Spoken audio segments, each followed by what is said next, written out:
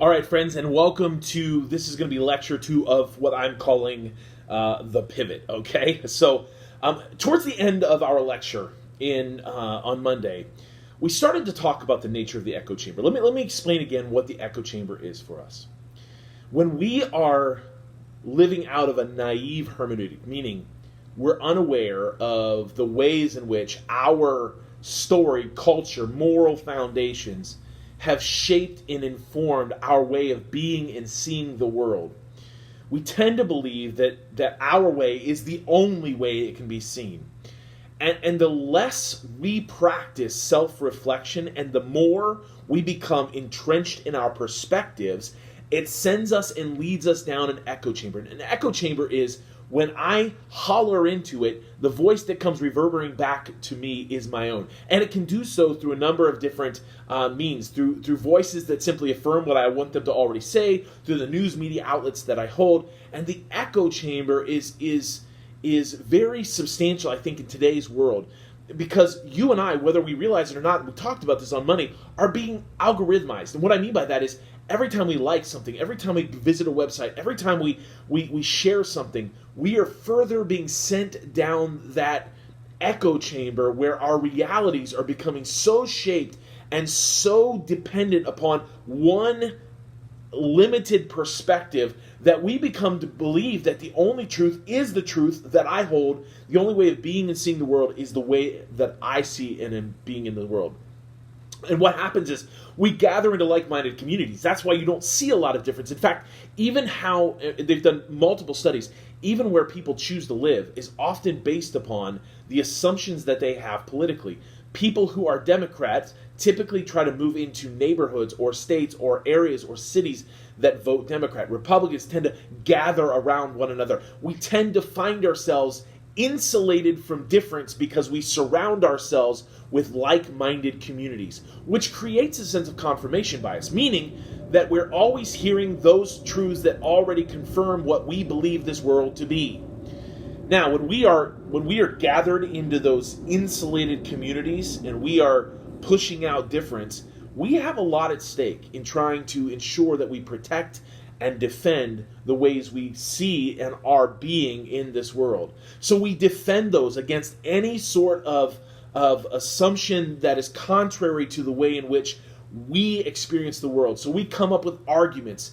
And these are, in our minds, logical arguments based upon the assumptions of the truths that we already hold. So there's an internal logic, even if there isn't always a logic outside of what we say or our insulated positions.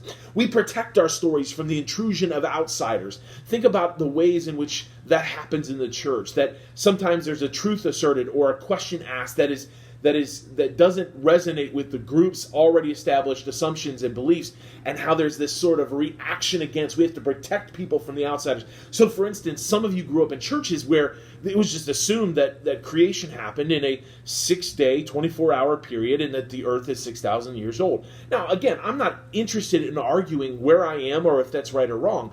But if you had someone who came in and suggested maybe it's not 6 literal 24-hour periods, maybe it's something more than that. Sometimes we protect and defend against those alternative truths because we see them as threats to the ways in which we see and perceive the reality. And we have trouble even identifying whether or not that person who's asking the question can be faithful in the same way that I can if they're holding those contrary positions. We reinforce this through our teaching and pedagogy. I want us to think about the ways in which we utilize education and history, the ways in which we tell the news and tell our stories, the way in which we reinforce it through the blogs we read and the podcasts we listen to. It's constantly being reinforced, and there's nothing disrupting our already established assumptions of truth.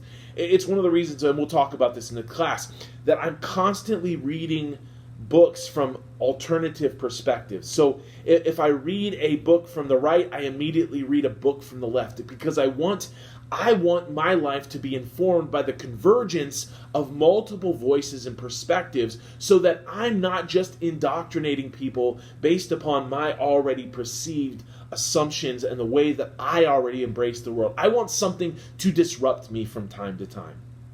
Another thing that we do, the more entrenched we become in our positions, and the more that we believe that we are the only ones who can see and exist in this world rightly, is we justify our stories.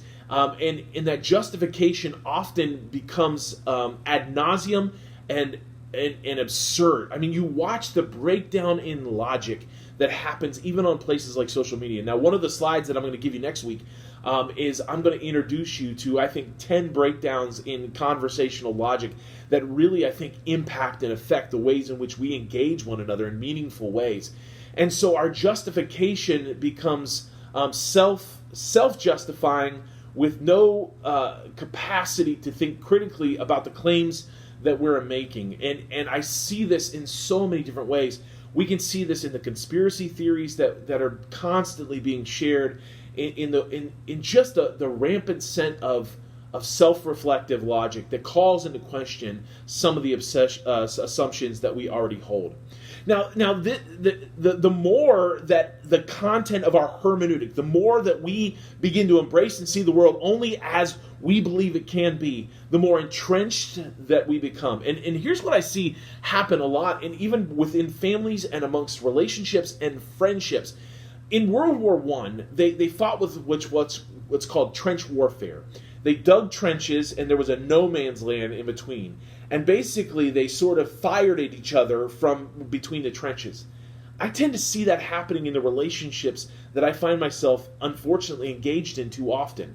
We're not really stepping out of our trenches and coming into this no man's land to try to work out our differences in a meaningful, healthy, mature, and I would even say adult kind of way. No, we stay entrenched in our battle positions, and we're the ones that are right and theirs wrong, and that creates a dualism. And we'll talk about dualism in the section 2 of our lecture notes, probably in about a week or so, and how dualisms and our capacity to say we're an us, they're a them, we're the good, they're the bad, we're the righteous, they're the evil, and the impact that has on our way of understanding the world around us. We become more and more militant. And for me, this is where the breakdown, and this is where it becomes very dangerous. The more deeply held our immature hermeneutic is, the less prone we are to listen to voices of difference. The less apt we are to step into spaces where our truths are going to be disrupted and called into question. We become militant. It really becomes a matter of life and death for us. And we begin to move down a process that I think is extremely destructive, that we're going to get into a little bit further down the road in a couple weeks, in which we actually, in our minds, convince ourselves that the person that we just disagreed with now is a threat to our very existence, and we must do something about. This is what gives birth to all sorts of extremisms and polarizations that sees the outworking of violence and destruction and chaos in ways that we have trouble even being able to comprehend.